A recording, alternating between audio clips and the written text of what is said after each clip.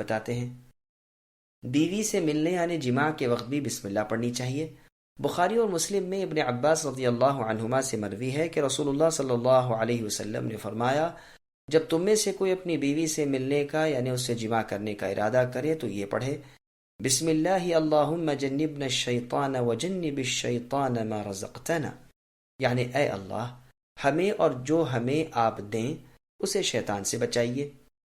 فرماتے ہیں اگر اس جماع سے حمل ٹھہر گیا تو اس بچے کو شیطان کبھی نقصان نہ پہنچا سکے گا۔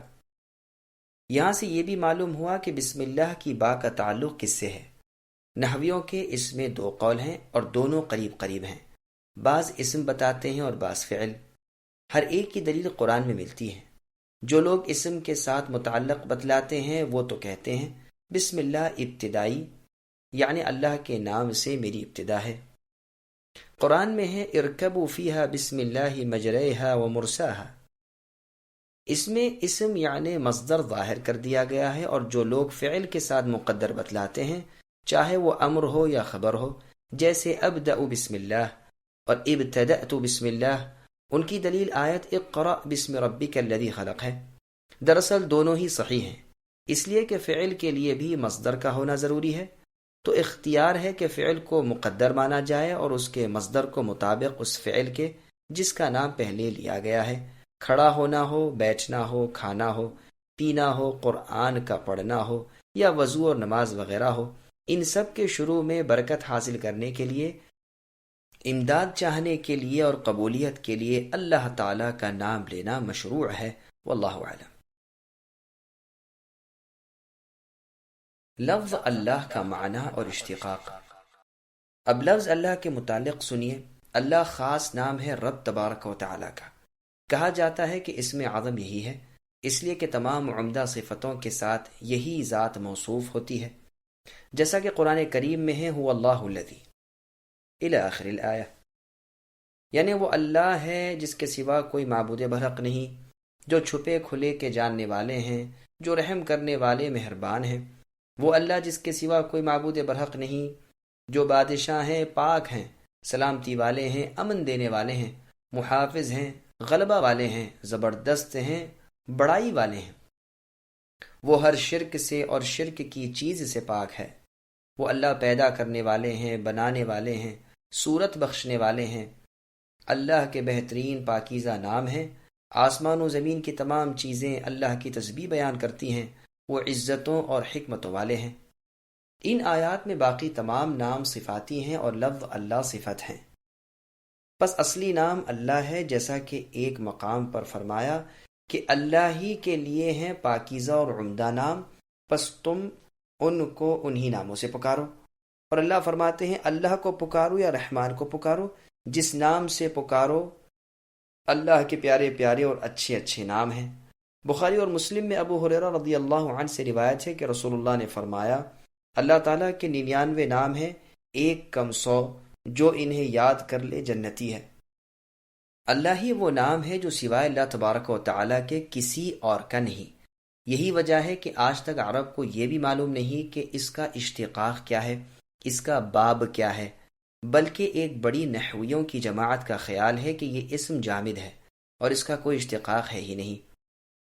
قرطبی نے علماء کی ایک بڑی جماعت کا یہ مذہب نقل کیا ہے، جن میں سے امام شافعی، امام خطابی رحمۃ اللہ علیہم وغیرہ ہیں۔ خلیل اور سیبویہ سے روایت ہے کہ الف لام اسم لازم ہے۔ امام خطابی رحمۃ اللہ علیہ نے اس کی ایک دلیل یہ بھی دی ہے کہ یا اللہ تو کہہ سکتے ہیں مگر یا رحمان کہتے ہوئے کسی کو نہیں سنا۔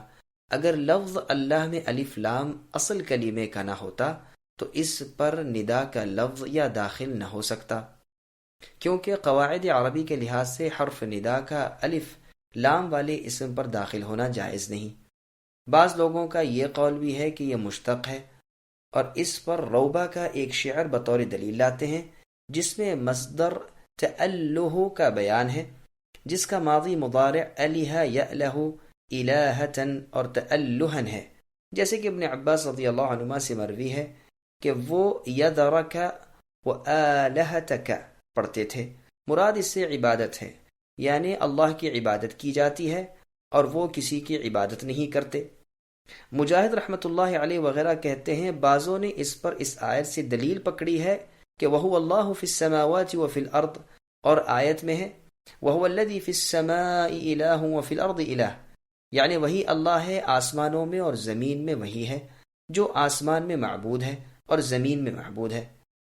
سیبویہ خلیل سے نقل کرتے ہیں کہ اصل میں الہن تھا جیسے فعالن، پھر حمزہ کے بدلے الف و لام لایا گیا جیسے الناس کے، اس کی اصل اناس ہے۔ بعضوں نے کہا ہے کہ لفظ اللہ کی اصل لاہن ہے، الف لام حرف تعظیم کے طور پر لایا گیا ہے۔ سیبویہ کا بھی پسندیدہ قول یہی ہے۔ عرب شاعروں کے شعروں میں بھی یہ لفظ ملتا ہے۔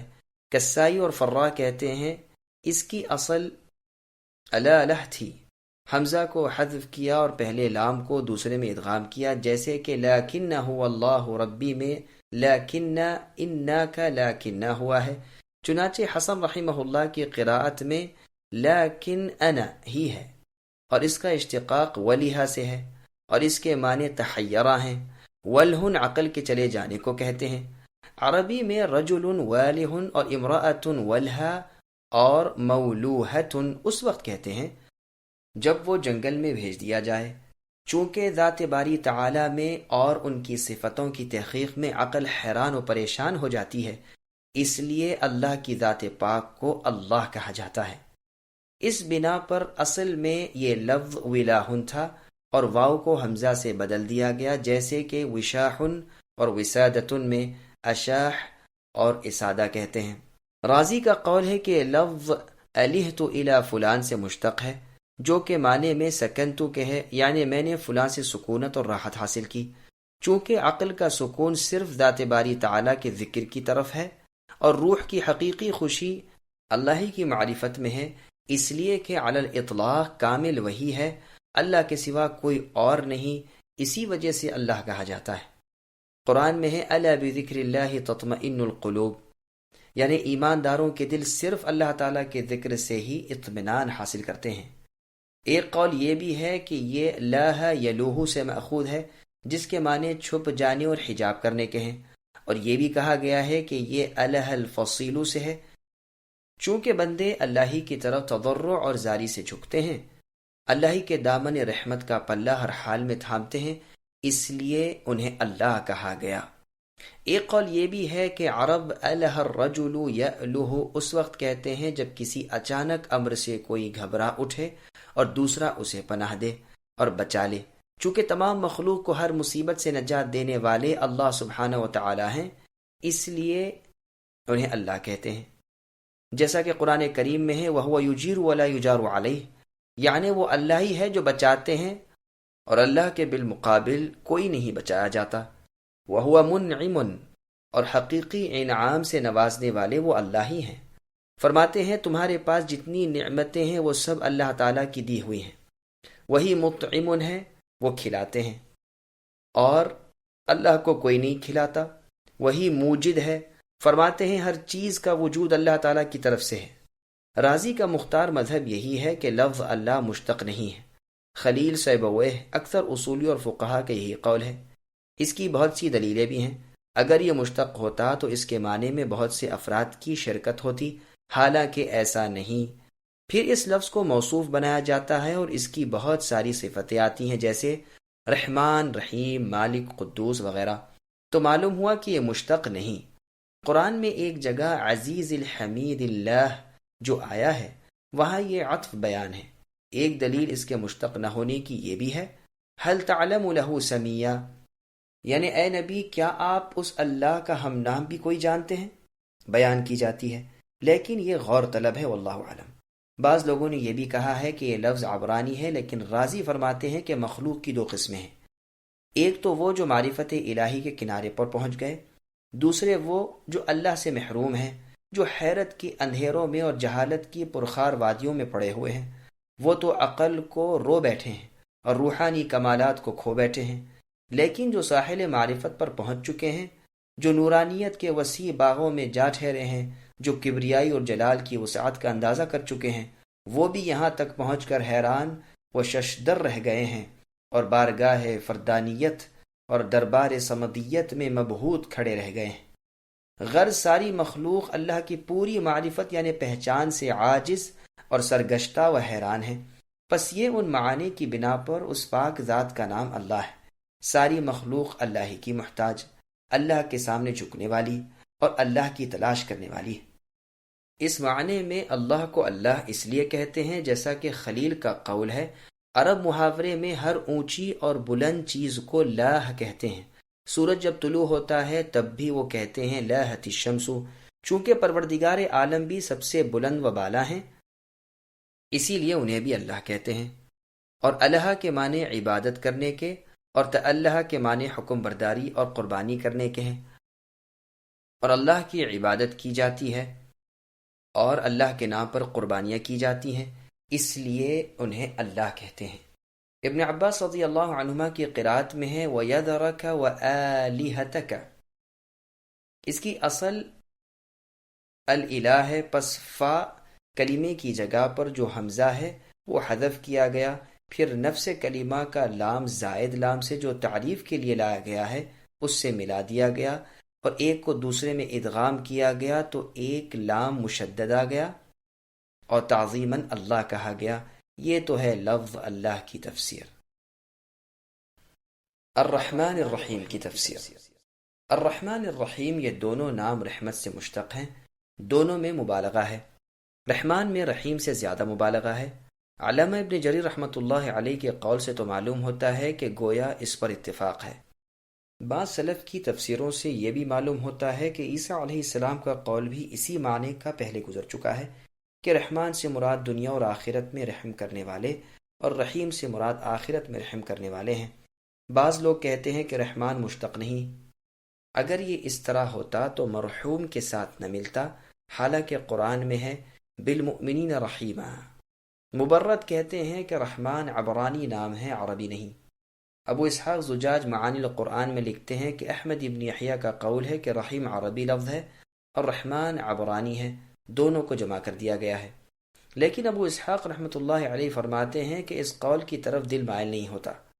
قرطبی اس لفظ کے مشتق ہونے کی یہ دلیل لائے ہیں کہ ترمذی کی صحیح حدیث میں رسول صلی اللہ علیہ وسلم فرماتے ہیں، اللہ تعالیٰ کا فرمان ہے کہ میں رحمان ہوں، میں نے رحم کو پیدا کیا اور اپنے ناموں میں سے ہی اس کا نام مشتق کیا، اس کے ملانے والے کو میں ملاؤں گا اور اس کے توڑنے والے کو میں کاٹ دوں گا۔ اب اس صریح حدیث کے ہوتے ہوئے مخالفت اور انکار کرنے کی کوئی گنجائش نہیں۔ رہا کفار عرب کا اس نام سے انکار کرنا، یہ محض ان کی جہالت کا ایک کرشمہ تھا۔ قرطبی کہتے ہیں کہ رحمان اور رحیم کے ایک ہی معنی ہیں، جیسے ندمان اور ندیم۔ ابو عبید رحمۃ اللہ علیہ کا یہی قول ہے۔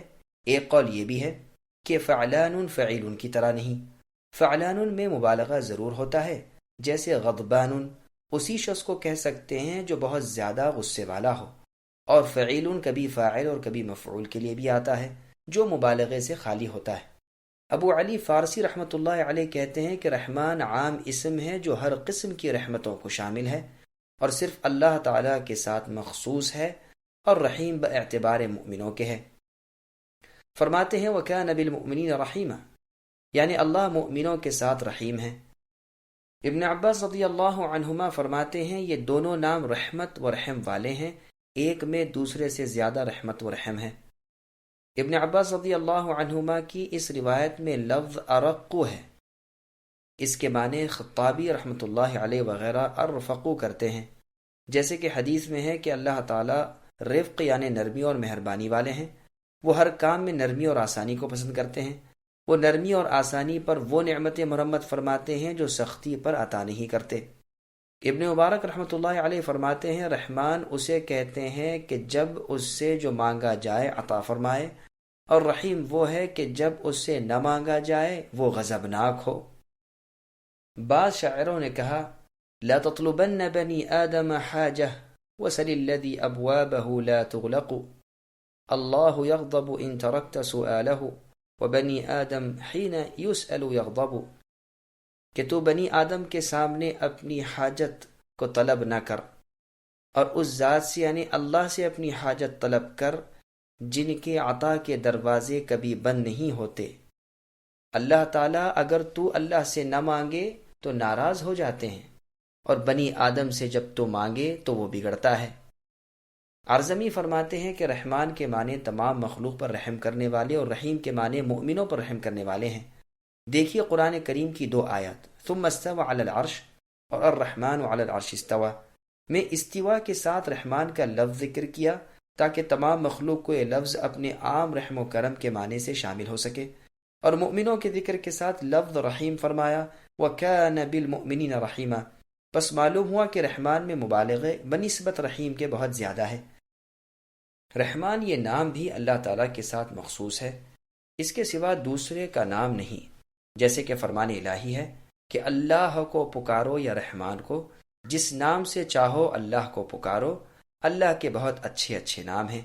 ایک اور آیت میں ہے وَاسْأَلْ مَنْ أَرْسَلْنَا إِلَى آخِرِ الْآیَةِ، یعنی اپنے سے پہلے کے رسولوں کو پوچھ لو کیا ان کے لیے رحمان کے سوا کوئی اور معبود تھا جس کی عبادت وہ کرتے ہوں۔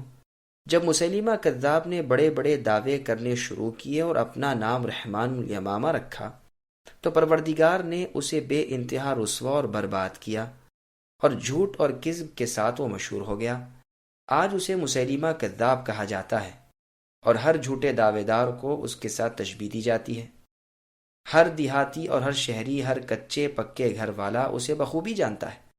بعض کہتے ہیں کہ رحیم میں رحمان سے زیادہ مبالغہ ہے، اس لیے کہ اس لفظ کے ساتھ اگلے لفظ کی تاکید کی گئی ہے، اور تاکید بھی نسبت اس کے کہ جس کی تاکید کی جائے زیادہ قوی ہوتی ہے۔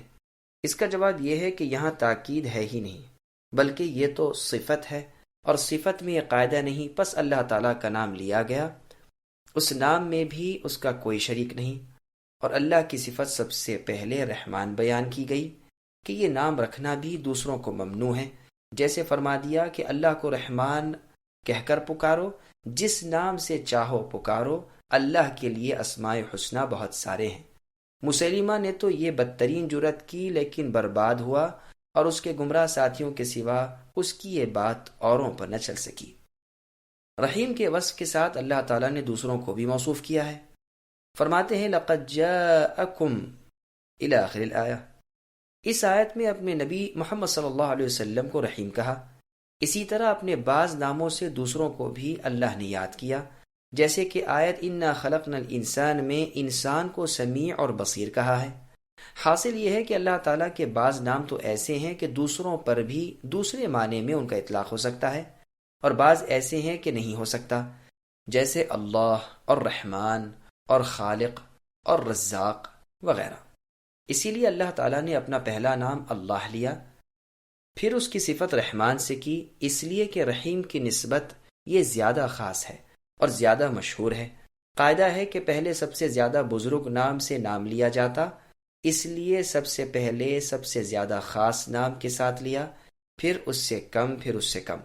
اگر کہا جائے کہ جب رحمان میں رحیم سے زیادہ مبالغہ موجود ہے تو پھر اسی پر اکتفا کیوں نہ کیا؟ تو اس کے جواب میں عطا خراسانی رحمۃ اللہ علیہ کا یہ قول پیش کیا جا سکتا ہے کہ چونکہ کافروں نے رحمان نام بھی غیروں کا رکھ لیا تھا، اس لیے رحیم کا لفظ بھی لائے تاکہ کسی قسم کا وہم ہی نہ رہے۔ رحمان و رحیم صرف اللہ تعالیٰ ہی کا نام ہے۔ ابن جریر رحمۃ اللہ علیہ نے اس قول کو نقل کیا ہے۔ بعض لوگ کہتے ہیں کہ جاہلیت کے زمانے کے عرب رحمان سے واقف ہی نہ تھے، یہاں تک کہ اللہ تعالیٰ نے قرآن پاک کی آیت قُلِ ادْعُوا اللَّهَ أَوِ ادْعُوا الرَّحْمَٰنَ نازل فرما کر ان کی تردید کی۔ کفار قریش نے حدیبیہ والے سال بھی جب رسول اللہ صلی اللہ علیہ وسلم نے علی رضی اللہ عنہ سے فرمایا تھا کہ بسم اللہ الرحمن الرحیم لکھو، کہا تھا کہ ہم رحمان اور رحیم کو نہیں جانتے۔ بخاری میں یہ روایت موجود ہے۔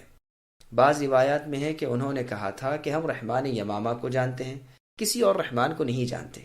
اسی طرح اور جگہ قرآن کریم میں ہے وَإِذَا قِيلَ لَهُمُ اسْجُدُوا لِلرَّحْمَٰنِ إِلَىٰ آخِرِ الْآیَةِ، یعنی جب ان کفار و مشرکین سے کہا جاتا ہے کہ رحمان کے سامنے سجدہ کرو تو وہ وحشت کرنے لگتے ہیں اور جواب دیتے ہیں کہ رحمان کون ہے جسے ہم تمہارے قول کی وجہ سے اے محمد صلی اللہ علیہ وسلم سجدہ کریں۔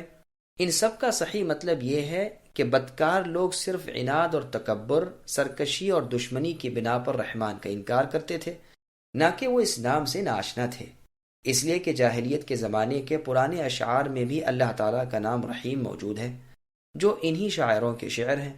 سلامہ کے شعر اور دیگر اشعار ملاحظہ ہوں۔ عبداللہ بن عباس رضی اللہ عنہما سے تفسیر ابن جریر میں ہے کہ رحمان فعلان کے وزن پر رحمت سے ماخوذ ہے اور کلام عرب میں سے ہے۔ وہ اللہ رفیق اور رقیق جس پر رحم کرنا چاہے اور جس سے غصہ ہو اس سے بہت دور اور اس پر بہت سخت گیر بھی ہے۔ اسی طرح اللہ کے تمام نام ہیں۔ حسن رحمہ اللہ فرماتے ہیں کہ رحمان کا نام دوسروں کے لیے منع ہے کیونکہ خود اللہ تعالیٰ کا نام ہے، لوگوں کو اس نام پر کوئی حق نہیں۔ اور ایک جماعت اسی طرح بسم اللہ الرحمن الرحیم کو آیت قرار دے کر الحمدللہ کو الگ پڑھتی ہے اور بعض ملا کر پڑھتے ہیں۔ میم کو دو ساکن جمع ہو جانے کی وجہ سے زیر دیتے ہیں، جمہور کا یہی قول ہے۔ کوفی کہتے ہیں کہ بعض عرب میم پر زبر پڑھتے ہیں، حمزہ کی حرکت زبر میم کو دیتے ہیں، جیسے الف لام میم اللہ لا الہ الا ہو۔ ابن عطیہ رحمۃ اللہ علیہ کہتے ہیں کہ زبر کی قراءت کسی سے بھی میرے خیال میں مروی نہیں۔ بسم اللہ الرحمن الرحیم کی تفسیر ختم ہوئی۔ الحمد للہ رب العالمین، سب تعریف اللہ تعالیٰ کے لیے ہے جو تمام جہانوں کے پالنے والے ہیں۔ سامعین اب اس آیت کی تفسیر سماعت کیجیے۔ الحمد للہ کے معانی۔ ساتوں قاری الحمد کو دال کے پیش کے ساتھ پڑھتے ہیں اور الحمد للہ کو مبتدا اور خبر مانتے ہیں۔ سفیان ابن عیینہ اور روبہ ابن عجاج کا قول ہے کہ دال کے زبر کے ساتھ ہے اور فعل یہاں مقدر ہے۔ ابن ابی عبلہ الحمد کی دال کو اور للہ کے پہلے لام کو دونوں کو پیش کے ساتھ پڑھتے ہیں اور اس لام کو پہلے کے تابع کرتے ہیں۔ گو اس کی شہادت زبان عرب سے ملتی ہے لیکن شاذ ہے۔ حسن اور زید ابن علی ان دونوں حرفوں کو زیر سے پڑھتے ہیں اور لام کے تابع دال کو کرتے ہیں۔ ابن جریر رحمۃ اللہ علیہ فرماتے ہیں الحمدللہ کے معنی یہ ہے کہ صرف اللہ تعالیٰ کا شکر ہے، اللہ کے سوا کوئی اس کے لائق نہیں، خواہ وہ مخلوق میں سے کوئی بھی ہو، کیونکہ تمام نعمتیں جنہیں ہم گن بھی نہیں سکتے اور سوائے اس اللہ مالک کے اور کوئی ان کی تعداد کو نہیں جانتے، اللہ ہی کی طرف سے ہیں۔ اللہ ہی نے اپنی اطاعت کرنے کے تمام اسباب ہمیں عطا فرمائے، اللہ ہی نے اپنے فرائض پورے کرنے کے لیے جسمانی نعمتیں ہمیں عطا فرمائیں، پھر دنیاوی بے شمار نعمتیں اور زندگی کی تمام ضروریات ہمارے کسی حق کے بغیر ہمیں اللہ نے ہبہ کی۔ اللہ کی ہمیشگی والی نعمتیں، اللہ کی تیار کردہ پاکیزہ مقام جنت میں ہم کس طرح حاصل کر سکتے ہیں، یہ بھی اللہ نے ہمیں سکھا دیا۔ پس ہم تو کہتے ہیں کہ اول آخر اللہ ہی مالک کی پاک ذات ہر طرح کی تعریف اور حمد و شکر کے لائق ہے۔ الحمدللہ یہ ثنا کا کلمہ ہے۔ اللہ تعالیٰ نے اپنی ثنا خود آپ کی ہے اور اسی ضمن میں گویا یہ فرما دیا ہے کہ تم کہو الحمدللہ۔ بعضوں نے کہا الحمدللہ کہنا یہ اللہ تعالیٰ کے پاکیزہ ناموں اور اللہ کی بلند و بالا صفتوں سے اللہ کی ثنا کرنا ہے، اور الشکر للہ کہنا یہ اللہ تعالیٰ کی نعمتوں اور اللہ کے احسان کا شکریہ ادا کرنا ہے۔ لیکن یہ قول ٹھیک نہیں، اس لیے کہ زبان عرب کو جاننے والے علماء کا اتفاق ہے کہ شکر کی جگہ حمد کا لفظ اور حمد کی جگہ شکر کا لفظ بولتے ہیں۔ جعفر صادق اور ابن عطا رحمۃ اللہ علیہما بھی یہی فرماتے ہیں۔ ابن عباس رضی اللہ عنہما فرماتے ہیں کہ ہر شکر کرنے والے کا کلمہ الحمدللہ ہے۔ قرطبی نے ابن جریر رحمۃ اللہ علیہ کے قول کو معتبر کرنے کے لیے یہ دلیل بھی بیان کی ہے کہ اگر کوئی الحمدللہ ہی شکرن کہے تو جائز ہے۔ دراصل علامہ ابن جریر رحمۃ اللہ علیہ کے اس دعوے میں کلام ہے۔ سابقہ علماء میں مشہور ہے کہ حمد کہتے ہیں زبانی تعریف بیان کرنے کو، خواہ جس کی حمد کی جاتی ہو اس کی لازمی صفتوں پر ہو یا متعدی صفتوں پر، اور شکر صرف متعدی صفتوں پر ہوتا ہے، اور وہ دل، زبان اور جملہ ارکان سے ہوتا ہے۔ عرب شاعروں کے اشعار بھی اس پر دلیل ہیں۔ ہاں اس میں اختلاف ہے کہ حمد کا لفظ عام ہے یا شکر کا، اور صحیح بات یہ ہے کہ ان کے درمیان عموم و خصوص ہے کہ حمد کا لفظ جس پر واقع ہو وہ عام طور پر شکر کے معنی میں آتا ہے، اس لیے کہ وہ لازم اور متعدی دونوں اوصاف پر آتا ہے۔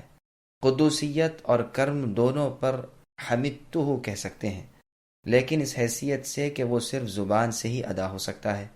یہ لفظ خاص ہے اور شکر کا لفظ عام ہے، کیونکہ وہ قول، فعل، نیت تینوں پر بولا جاتا ہے۔ اور صرف متعدی صفتوں پر بولے جانے کے اعتبار سے شکر کا لفظ خاص ہے۔ قدوسیت پر شکرتہ نہیں کہہ سکتے، البتہ شکرتہ علی کرمہ و احسانہ الیہ کہہ سکتے ہیں۔ یہ تھا خلاصہ متاخرین کے قول کا، واللہ اعلم۔ ابو نصر اسماعیل ابن حماد جوہری رحمۃ اللہ علیہ کہتے ہیں کہ حمد مقابل ہے ذم کے، لہذا یوں کہتے ہیں حمدت الرجل احمدہ حمدا ومحمدۃ فہو حمید ومحمود۔ تحمید میں حمد سے بھی زیادہ مبالغہ ہے۔ حمد شکر سے عام ہے۔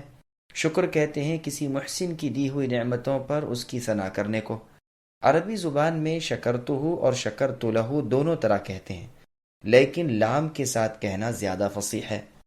مدح کا لفظ حمد سے بھی زیادہ عام ہے، اس لیے کہ زندہ مردہ بلکہ جمادات پر بھی مدح کا لفظ بول سکتے ہیں۔ کھانے کی اور مکان کی اور ایسی ہی اور چیزوں کی مدح کی جاتی ہے۔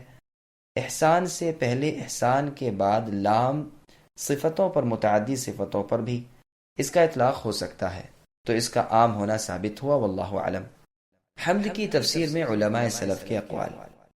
اسود ابن سرئی رضی اللہ عنہ ایک مرتبہ رسول اللہ صلی اللہ علیہ وسلم کی خدمت میں عرض کرتے ہیں کہ میں نے ذات باری تعالی یعنی اللہ کی حمد میں چند اشعار کہے ہیں، اگر اجازت ہو تو سناؤں؟ فرمایا اللہ تعالیٰ کو اپنی حمد بہت پسند ہے۔ یہ روایت سنن نسائی الکبریٰ نیز مسند احمد وغیرہ کی ہے۔ ترمذی، نسائی اور ابن ماجہ میں جابر ابن عبداللہ رضی اللہ عنہ سے روایت ہے، رسول اللہ صلی اللہ علیہ وسلم نے فرمایا کہ افضل ذکر لا الہ الا اللہ ہے اور افضل دعا الحمدللہ ہے۔ امام ترمذی اس حدیث کو حسن غریب کہتے ہیں۔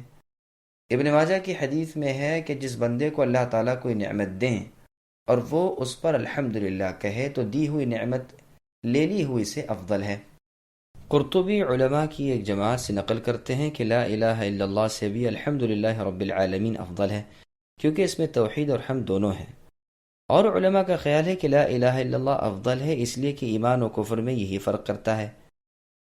اسی کے کہلوانے کے لیے کفار سے لڑائیاں کی جاتی ہیں، جیسا کہ صحیح بخاری اور صحیح مسلم کی حدیث میں ہے۔ جابر رضی اللہ عنہ کی ایک مرفوع حدیث پہلے گزر چکی ہے کہ افضل ذکر لا الہ الا اللہ ہے